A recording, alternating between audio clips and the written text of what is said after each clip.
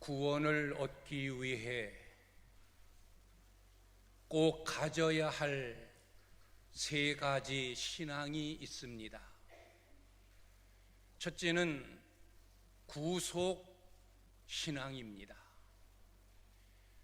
예수님께서 내 죄를 대신하여 십자가에 못 박혀 죽으심으로 그를 믿는 모든 자는 죄에서, 사망에서, 저주와 멸망으로부터 구원을 얻는다는 신앙, 이것이 구속 신앙입니다. 두 번째로는 부활 신앙입니다. 예수님께서 죽은 지 사흘 만에 죽음의 권세를 깨뜨리고 다시 살아나셨다라는 사실을 믿는 부활 신앙입니다. 세 번째로는 재림 신앙입니다. 예수님은 승천하셨다가 다시 믿는 자와 믿지 아니하는 자를 심판하시러 다시 이 땅에 오실 재림주라는 사실을 믿는 재림 신앙입니다. 구속 신앙, 부활 신앙, 재림 신앙, 이 세 가지 신앙은 우리 기독교에만 있는 특별한 신앙입니다. 다른 여러 종교들도 다 사후 세계, 내세를 이야기합니다. 영혼 불멸, 영혼은 죽지 않는다는 사실도 그들은 믿고 있습니다. 그들이 전파하는 경전도 다 나름대로 가지고 있습니다. 그러나 흉내낼 수 없는, 모방할 수 없는 우리 기독교만 가지고 있는 특별한 세 가지는 바로 구속, 부활, 재림입니다. 어느 종교에서 그를 믿는 자를 구원하려고, 그들을 죄에서 건지려고, 그들에게 주어진 저주와 멸망으로부터 건져내려고 대신 죽은 자가 어디 있습니까? 다 자기의 인생을 살다가 수한이 다 되어 죽은 자들이 다른 종교들의 창시자입니다. 자기를 추종하고 자기를 믿는 자를 구원하려고 죽은 자, 대신 죽은 자는 아무도 없습니다. 또 죽었다가 살아났다 라고 하는 부활을 이야기하는 종교도 하나도 없습니다. 오히려 그들의 교주들, 그들의 창시자들의 무덤은 호화롭게 장식되어 있습니다. 그걸 성지로 숭배하고 있습니다. 부활은 어느 종교에서도 흉내낼 수 없는 우리 기독교만이 가지고 있는 특징입니다. 재림,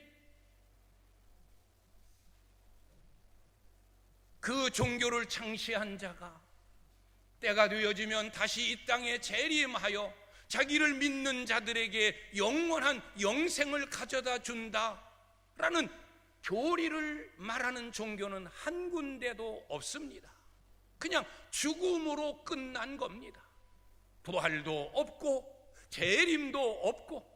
그러나 우리 기독교만은 구속, 그를 믿는 자에게 구원을 주려고 모든 인류의 죄를 대신하여 십자가에 못 박혀 대속적인 죽음을 죽은 구속, 3일 만에 부활한 부활, 때가 되어지면 세상을 심판하시기 위하여 오시는 재림, 이것이 우리 기독교의 특징이고, 그래서 우리 기독교만이 구원의 종교인 이유가 여기에 있는 것입니다. 특별히 기독교를 굳건한 반석 위에 세운 결정적인 사건은 바로 부활 사건입니다. 부활 신앙이 중심에 있었기 때문입니다. 예수 그리스도의 죽음, 예수 그리스도께서 십자가에서 죽었다. 예수 그리스도의 죽음으로 인하여 모든 것들이 무너져 내리는 절망이었습니다. 이제는 끝났다. 대장이 죽었다. 교주가 죽었다. 주인공이 죽었다. VIP가 죽었다. 그러면 다 끝난 거예요. 그런데 예수님은 3일 만에 다시 부활하심으로 새로운 삶이 시작이 됩니다. 죽음이라고 하는 절망이 이제는 희망으로 바뀌어졌고, 깜깜했던 칠흑 같은 어둠이 이제는 빛이 비추기 시작했고, 예수님을 잃어버린, 예수님을 추종하던 자들이 다 흩어졌던 자들이 다시 모이기 시작합니다. 예수 그리스도의 부활하심으로 인하여 새로운 반전이 일어나기 시작하는 겁니다. 예수 그리스도의 부활은 그냥 우연히 갑작스럽게 생겨진 사건이 아닙니다. 오늘 우리가 읽은 말씀을 보면 성경대로 그리스도께서 우리 죄를 대신하여 죽으셨고, 성경대로 3일 만에 다시 살아나셨다.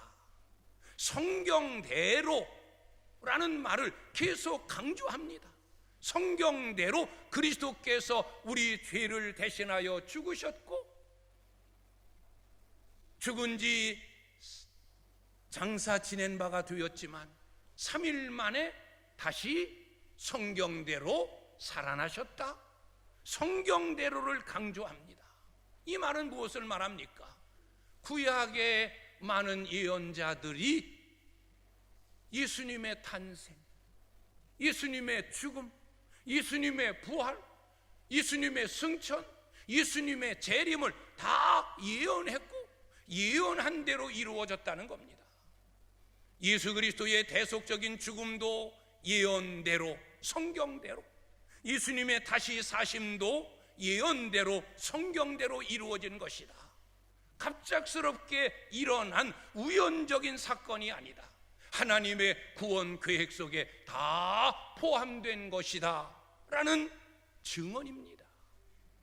오늘 저는 부활하신 예수님을 만난 사람들, 부활의 증인들을 여러분들에게 소개하면서, 예수 그리스도의 부활은 꾸며진 사건이 아니요, 만들어진 이야기가 아니요, 역사 속에 분명히 존재한 역사적인 사실임을 여러분들에게 증거하면서, 오늘 소개되어지는 이 부활의 증인들처럼 우리도 예수 그리스도의 부활을 믿고 그 부활을 증거하는 부활의 증인이 되어야 함을 말씀드리면서, 다시 한번 부활 신앙을 확고히 하는 은혜의 시간을 가지려고 합니다. 오늘 고린도 전서 15장 부활장입니다. 바울이 고린도 교회에 편지하면서 마지막 15장에서 부활에 대하여 이야기합니다. 부활을 이야기하면서 제일 처음 증인들을 소개하는 거예요. 증인이 뭡니까? 자기가 보고 자기가 확신한 것을 다른 사람에게 말하여 알려주면서 그것이 거짓이 아니고 사실이다 라고 하는 것을 증명하는 사람이 증인이에요. 바울은 고린도 교회의 부활을 이야기하면서 먼저 증인들을 소개합니다. 이 사람들을 봐라.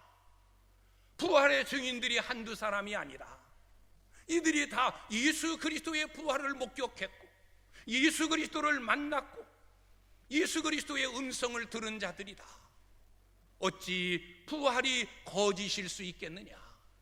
사람을 속이는 만들어낸 꾸며낸 이야기가 아니라 이 사람들의 증언을 볼 때 부활은 역사적인 사실임을 고린도 교회에게 부활 신앙을 전하는 것입니다.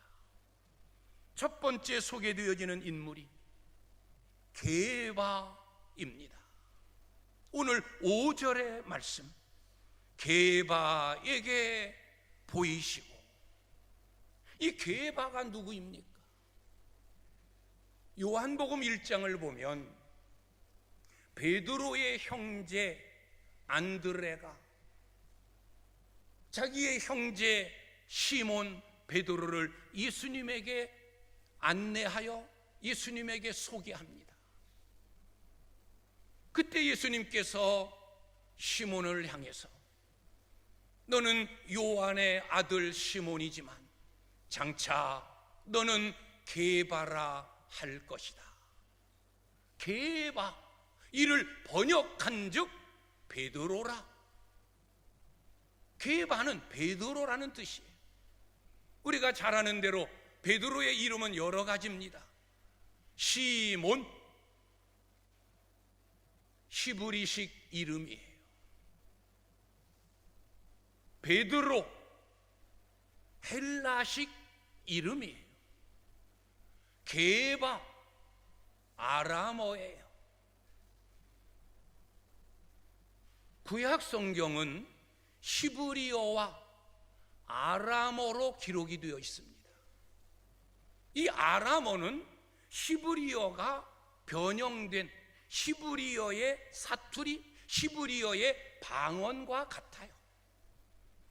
이스라엘 백성들이 포로 시기를 지난 후에 흩어진 유대인들이 공용어처럼 쓴 언어가 아람어예요. 그래서 구약 성경 예레미야나 에스라나 다니엘서에는 아람어가 많이 기록되어 있어요. 역시 신약 성경에도 신약 성경은 헬라어로 기록이 되었고 중간중간 아람어가 많이 등장합니다.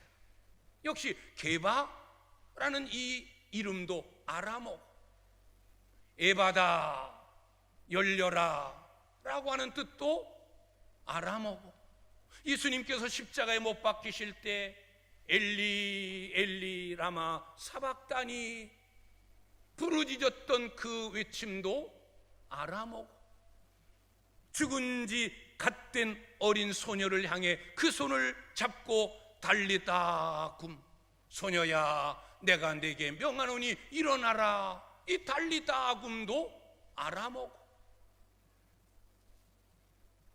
구약 성경은 히브리어와 아람어로, 신약 성경은 헬라어와 아람어로 기록이 되어 있습니다.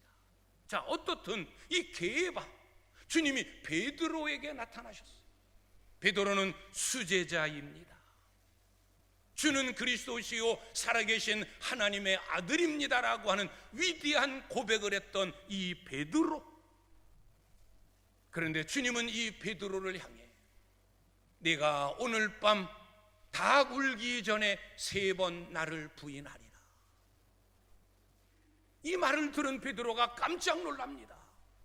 그리고 당장 주님께 이야기합니다. 주님, 그런 말씀하지 마십시오.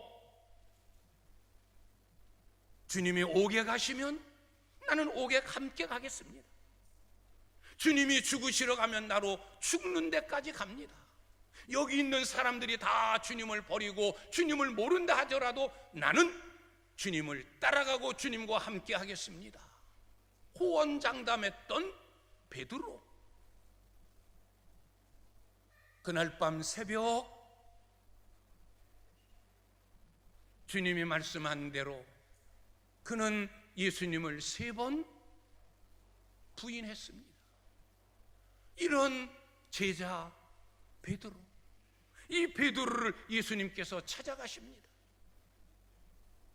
떡을 준비하시고 생선을 구워 놓으시고 고기 잡는 베드로를 향해서 부르십니다. 얘야, 고기가 있느냐? 이 음성을 들은 베드로가 헤엄쳐 주님 앞에 나옵니다. 주님은 베드로에게 물으십니다. 네가 나를 사랑하냐? 네가 나를 사랑하느냐? 너 나를 사랑하느냐? 예, 제가 주님을 사랑합니다 라고 말하는 베드로를 향해 내 어린 양을 먹여라, 내 양을 치라, 내 양을 먹이라, 그에게 사명을 주시면서 내가 젊어서는 스스로 띠뛰고 내가 원하는 곳으로 다녔거니와 늙어서는 네 팔을 벌리리니 남이 너를 띠띠우고 원하지 않는 곳으로 데려가리라. 주님이 이런 말씀을 하시면 베드로가 어떤 죽음으로 하나님께 영광을 돌릴 것인가에 대하여 이미 말씀하신 거예요. 베드로는 순교한다는 거예요. 처참한 모습으로 죽을 것이라는 거예요. 아니, 처참하게 죽는데 어떻게 그것이 하나님께 영광이 될까? 여러분, 믿음의 사람들에게서 일어나는 일들은 좋은 일이든 좋지 못한 일이든 결국에는 유익하게 되고 하나님께 영광이 된다는 거예요. 베드로의 거꾸로의 십자가에 못 박혀 죽음, 얼마나 비참하고 얼마나 고통스럽고 얼마나 처참했겠습니까? 그러나 그것이 복음의 역사에 증언되어지면서 많은 사람들에게 믿음의 영향력을 끼친 겁니다. 베드로는 저런 사람이다. 주님을 위하여 십자가에 죽기까지 순교하면서 충성한 사람이다. 우리도 그런 모습으로 주님을 섬기고 주님을 전하자. 그의 처참한 죽음이 하나님께 영광이 되는 거예요. 로마 시대에 핍박을 받을 때 그리스도인들은 원형 극장 콜로세움에 수많은 사람들이 지켜보는 가운데 짐승들에게 물려 죽고 사지가 찢겨져 죽고 그런 모습을 보면서 많은 군중들이 환호성을 지릅니다. 흥분합니다. 열광합니다. 그런데 한쪽에서는 아니, 그리스도가 누구길래, 예수가 누구길래 저렇게 비참하게 죽으면서까지도 예수를 부인하지 아니하고 예수를 전하는가? 저들의 죽어가는 모습 속에서 전혀 고통의 모습은 보이지 아니하고 환한 얼굴의 모습을 가진 이유가 뭘까? 열광하던 군중들의 마음이 뜨거워지기 시작하고 그 예수가 누굴까? 저들이 증언하며 죽는 예수가 누구기에? 그래서 한 사람 한 사람 한 사람 열광했던 자들이 예수에게로 돌아오고 예수를 믿는 복음의 역사가 나타나는 거예요. 처참한 죽음이지만 한쪽으로는 하나님의 영광이 드러나는 거예요. 스데반 집사님의 돌 맞아 죽음에도 마찬가지였어요.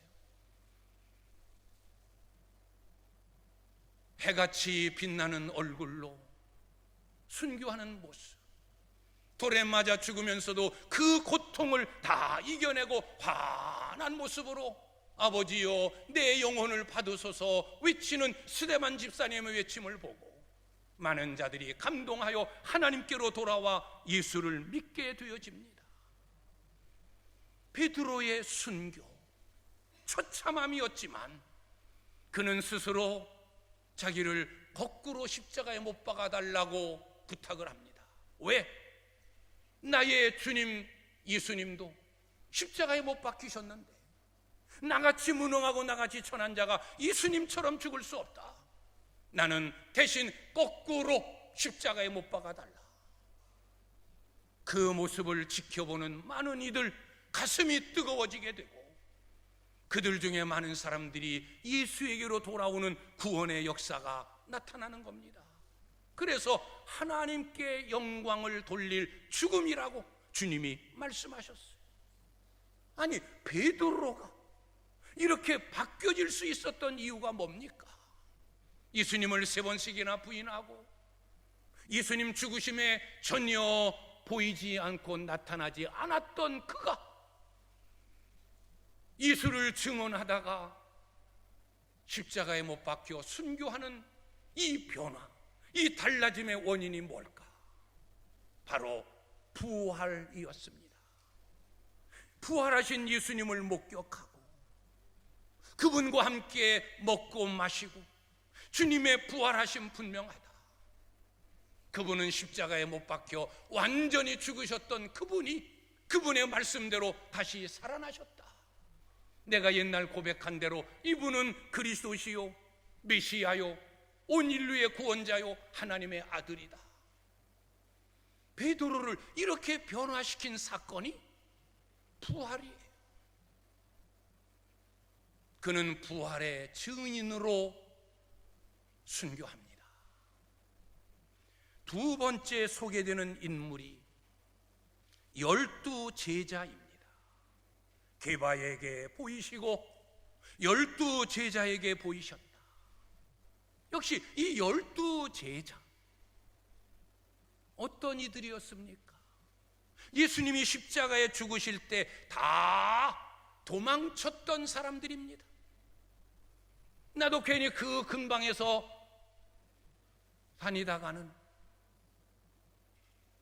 예수님처럼 죽는다, 겁먹고 두려워서 다 도망갔던 제자들, 그들이 어느 한 집에 모여 꽁꽁 문을 걸어 잠가 놓고 두려워 떨고 있었던 제자들입니다. 그런데 그곳에 부활하신 예수님이 나타나십니다. 얘들아, 평안하냐? 라고 물으십니다. 부활하신 예수님을 목격합니다. 부활하신 주님을 보았습니다. 이제 그들은 더 이상 숨어있는 겁쟁이들이 아니었습니다. 다 밖으로 뛰쳐나왔습니다. 그리고 예수를 그리스도라고, 예수가 메시아라고 많은 사람들에게 증언하며 복음을 전합니다. 많은 유대인들에게 예수에 대한 영향력을 끼치게 되자 산헤드린 공회에서 이 제자들을 붙잡아 갑니다. 그리고 그들을 매질하고 그들을 위협합니다. 다시는 예수를 그리스도라고 말하지 말아라. 위협하고 그들을 내보내줍니다. 그러나 사도행전 5장의 말씀을 보면 이런 위협, 거기에 굴하지 아니하고 그들은 성전에 있든지 집에 있든지 밖에 나가든지 예수를 그리스도라고 가르치고 예수를 그리스도라고 전하더라 라고 말합니다. 부활의 산 증인이 되어집니다. 얼마 전 죽음을 피하여 예수처럼 죽을까봐 무서워 집에 들어가 꽁꽁 문을 잠가 두고 숨어있던 그들이 이제는 매를 맞아도 옥에 갇혀도 죽음 앞에도 굴하지 아니하고 부활의 증인이 되어 예수를 전하는 자들이 되었습니다. 세 번째 부활의 증인이 누구입니까? 오늘 6절 말씀에 500여 형제에게 보이시고 500여 형제에게 보이셨다. 그런데 우리가 주목할 단어는 일시에라는 단어예요. 500여 형제에게 일시에 보이셨다. 여기 일시에라는 말은 뭐입니까? 동시에, 한 번에 라는 뜻이에요. 그러면 500여 형제에게 한 번에 보이셨다는 의미는 뭘까? 이렇게 여기 많이 500여 명이 모였을 때 딱 부활하신 주님이 나타나셔서 나 부활했다 봐라 확인했지? 그런 의미가 아니에요. 그런 의미의 일시예가 아니에요. 그러면 500여 형제들이 각기 자기 지역, 자기 집에 따로따로 떨어져 있을 때 시간의 간격을 두고 한 사람 만나고 또 한 사람 만나고 또 한 사람 찾아가 부활한 모습을 보이시고, 그래서 500여 형제에게 부활의 모습을 보이셨나? 그것도 아니에요. 일시에라는 이 말은 500여 성도들이 다 각기 다른 지역에 자기 집에 뭐 일하는 곳에 여행하는 곳에 다 뿔뿔이 500여 명의 형제가 흩어져 있을 때 한 날 한시에 똑같이 500여 형제에게 보이셨다는 거예요. 아니 그게 가능한가? 만나려면 시간적인 간격을 두고 만나던가, 이렇게 함께 500여 명이 모였을 때 짠 하고 나타나서 보이시던가 그래야지. 그건 가능한데 각기 다른 지역에 뿔뿔이 흩어져 있는 500여 명에게 한날 한시에 동시에 500여 명에게 똑같이 보인다? 이건 말도 안 되지 않느냐? 그러나 성경은 일시에라는 단어는 그 단어예요. 한 번에 동시에.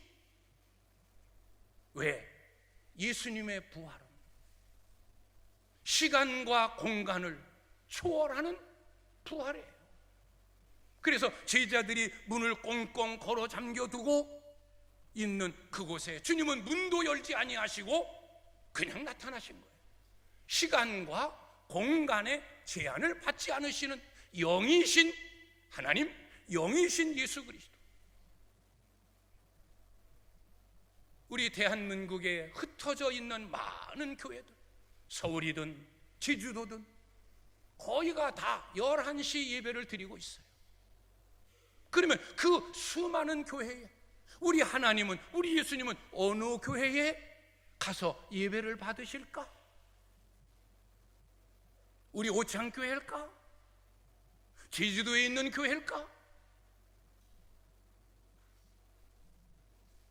모든 교회에 우리 하나님이 함께 하셔서 예배 받으시고, 모든 교회에 우리 주님이 함께 하셔서 우리의 드리는 예배를 받으시는 거예요. 여기 잠깐 들리셨다가 제트기 타고 제주도로 날아가서 그 교회 가서 보이시고 그러시는 주님이 아니잖아요. 여기도 계시고 제주도에도 계시고 서울에도 계시고 예배하는 모든 곳에 동시에 계시는 우리 하나님처럼 오늘 일시에 500여 형제에게 보이셨다라는 의미는 다 각기 뿔뿔이 흩어져 각기 제 일을 하고 있었지만 일시에 한순간에 그들을 다 만나신 거예요. 똑같은 날, 똑같은 시간, 단 1초도 변함이 없이. 이것이 부활하신 주님의 몸이에요. 시간과 공간의 제한을 받지 아니하는, 시간과 공간을 초월하시는 영이신 하나님이시라는 거예요. 초대교회가 폭발적인 부흥을 일으킨 밑바탕에는 이 500여 형제의 부활의 증인들이 있었기 때문이에요. 12사도의 복음 전하는 힘만을 가지고는 하루에 5,000명, 하루에 3,000명씩 회개하고 돌아올 수가 없어요. 왜? 사도들이 예수 살아나셨다? 라고 전할 때 어떤 마음 갖겠어요? 반신반의예요. 저 제자들 자기들의 스승 예수 잃어버리고 예수 죽이더니 정신 나갔나 보구나, 헛소리 하는구나, 기독교라고 하는 한 단체를 조직하기 위해서 거짓말 꾸며대고 있구나. 제자들이 예수의 부활을 증언할 때 아마 많은 사람들은 반신반의 믿지 아니함으로 그 얘기를 들었을 거예요. 그런 가운데 어떻게 초대교회에 폭발적인 부흥이 일어나겠습니까? 그런데 500여 형제, 부활의 증인되어진 이들, 그는 가는 곳마다 만나는 사람마다 예수를 전하는 거예요. 엊그저께 죽었던, 십자가에 못 박혀 죽였던 예수가 살아났다. 나 그 예수를 봤다. 너도 봤니? 나도 봤어. 아니, 그때가 언제야? 엊그저께 맨날 몇 시였어? 나도 그때 주님을 만났는데. 복음이 뜨겁게 폭발적으로 증거되는 거예요. 그래서 사도들이 복음을 전할 때 많은 이들이 반신반의로 듣는 것이 아니라, 맞다, 내가 잘 아는 내 가족 중에 누구, 그도 예수 부활을 봤다고 말한다. 내 주변에 그런 증인들이 수두룩하더라.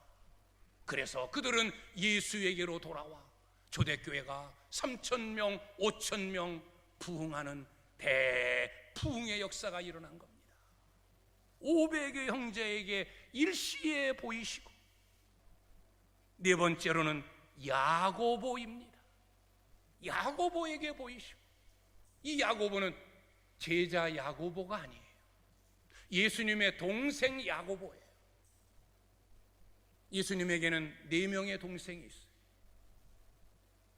요셉, 야고보, 시몬, 유다. 이 예수님의 형제들, 예수님의 동생들은 예수님이 살아계실 때는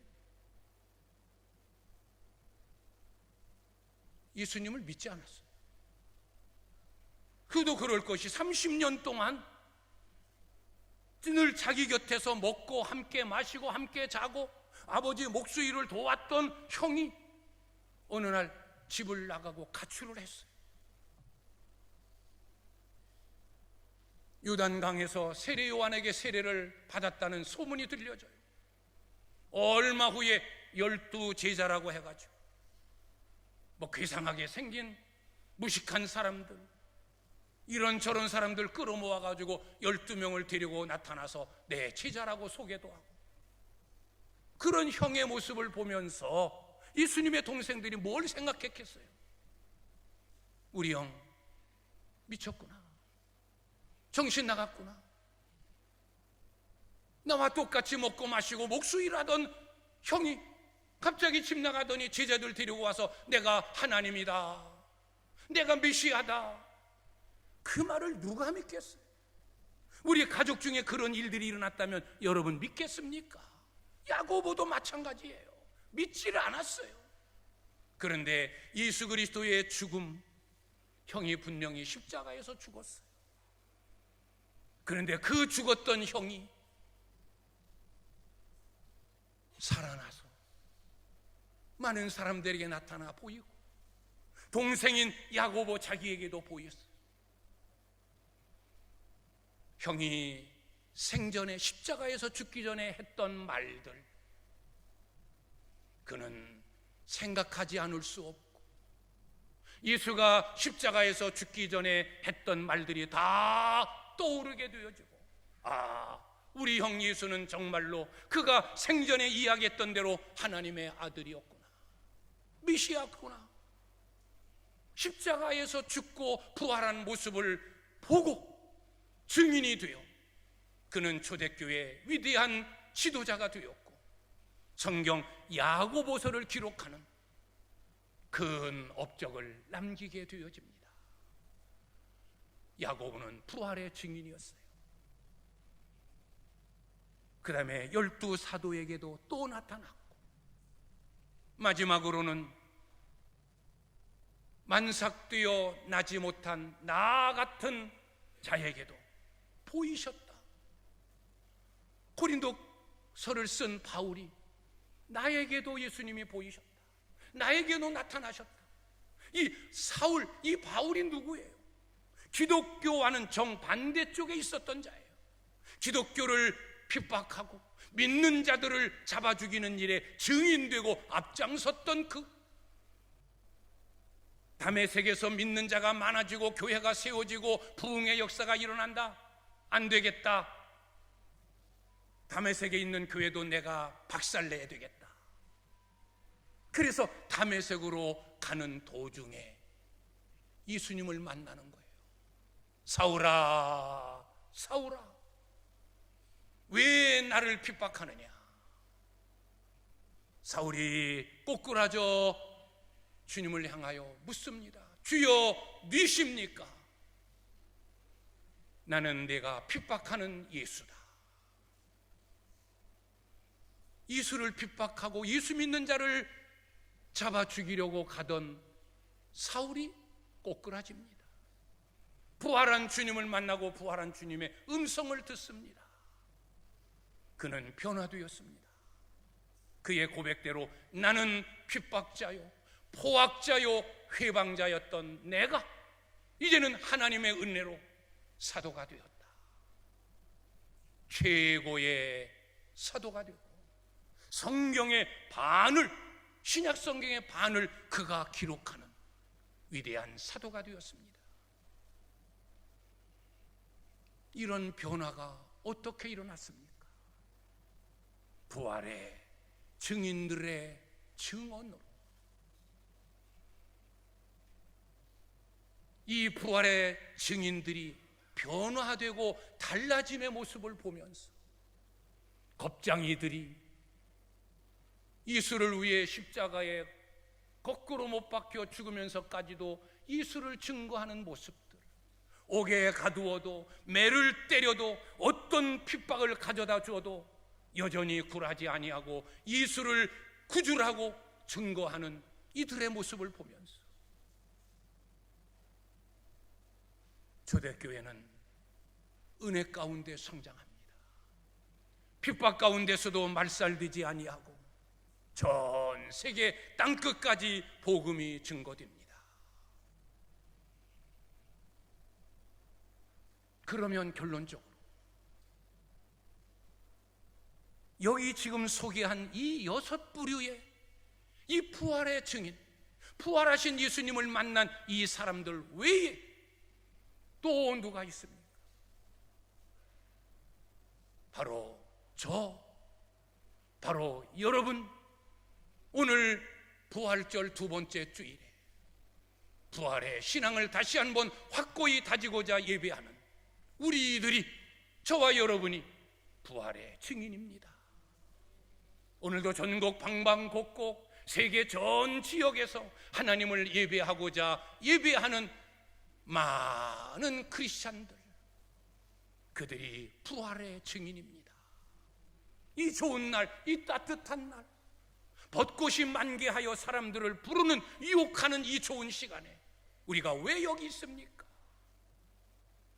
부활의 증인이기 때문에, 부활하신 예수님을 찬양하고 우리에게 구원을 주신 하나님 앞에 영광 돌리는 일이 더 귀하고 더 소중하기 때문에 우리는 그런 일 다 뒤로 미루고 그까짓 거 아무것도 아니야, 이 일이 더 중요해, 여기 있는 거예요.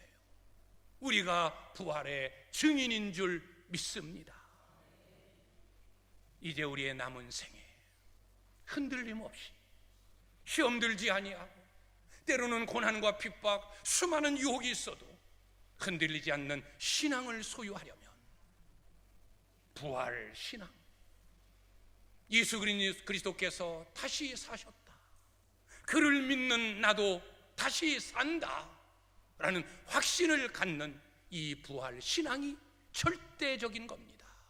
꼭 필요한 신앙입니다.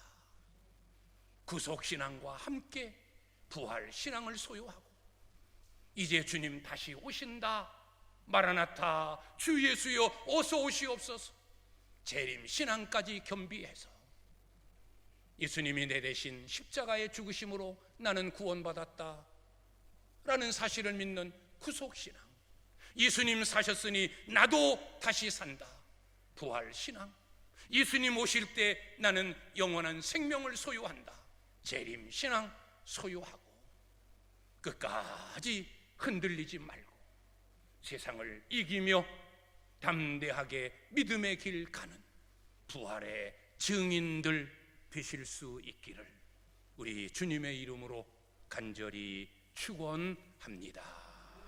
기도하겠습니다.